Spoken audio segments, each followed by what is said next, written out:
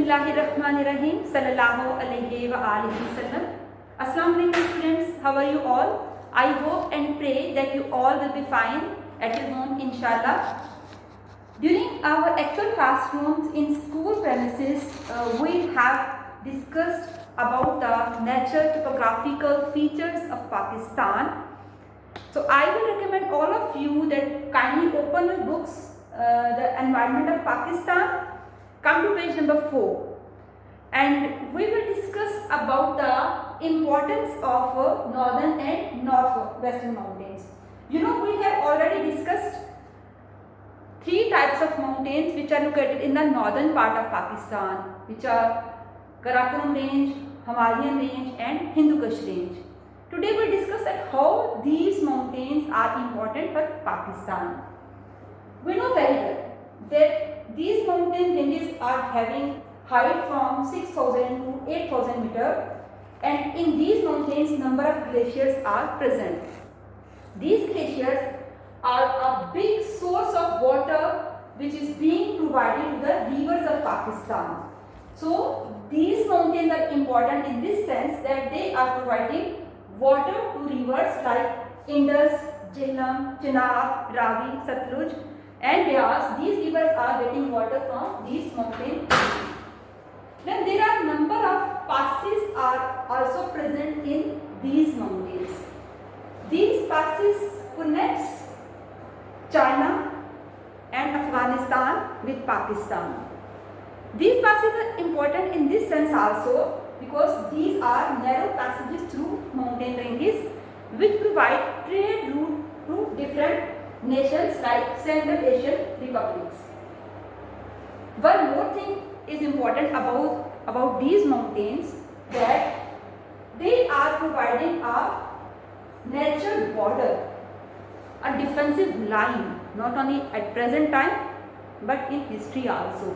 So these mountain ranges are a natural border between Pakistan and China and Central Asian republics. One more thing about these mountains is that these mountain peaks provide protection against cold winds. We know that in higher latitudes and higher altitudes temperature decreases. At every 1000 meter there is a decrease of 6.5 degrees Celsius of temperature.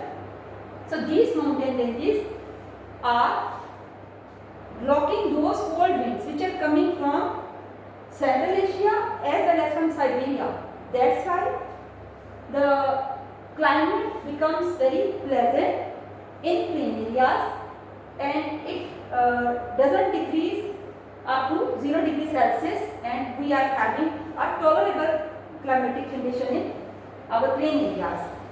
So these mountains also a major source of valuable minerals and timber also, because these are specifically in Himalayan range we are having rich vegetation. So these are valuable sources of timber as well as mineral resources are also found, although these resources are not being exploited at that level as they should be because of certain restrictions or certain problems. Scenic beauty, that is one more important attraction that invite tourists in Pakistan, because these mountain ranges are source of scenic beauty because number of lakes, number of tourist points, valleys, waterfalls. So these types of things are there which attract tourists, and mostly mountaineers come over here to go up to Nanga Parbat, K2, etc. So big attractions with reference to scenic beauty is present in these mountains. Then now we will discuss about people and economy in the northern mountains. These mountains are full of challenges because of its topographical features, relief features and climate. Climate is very harsh and severe, and topography is very tough to overcome the problems. So economic life of these areas are depending on relief and climate of these mountain ranges. But at the same time, we are having economic potential in these mountains. that economic potential is basically that those resources which are natural resources, which are boosting up its economic and economic activities also. Like if there are glaciers, we are having a big source. Glaciers are providing water to rivers, and rivers are providing an opportunity for the construction of hydroelectric power plants. If rich vegetation and forest is there, we are having timber and number of forest products for our industry. Then crop and fruit farming, that is also a major source over here. Then grasslands, pastures, which are directly affecting the lifestyle that people are spending nomadic and semi-nomadic lifestyle, and these grassland and pastures is providing a major opportunity for them. And then minerals. All the mineral resources are found in these mountains, but due to relief and due to the less availability of capital or investment, we are not able to explore these mineral resources at that level as they can be. But these resources are providing a big economic potential in these areas. Then we discussed about different farming techniques. Basically, these farming techniques we have discussed previously also. These farming techniques are those techniques which protect soil to being eroded. So these are soil conservation techniques also. We have discussed terracing, contour plowing, and some other techniques also.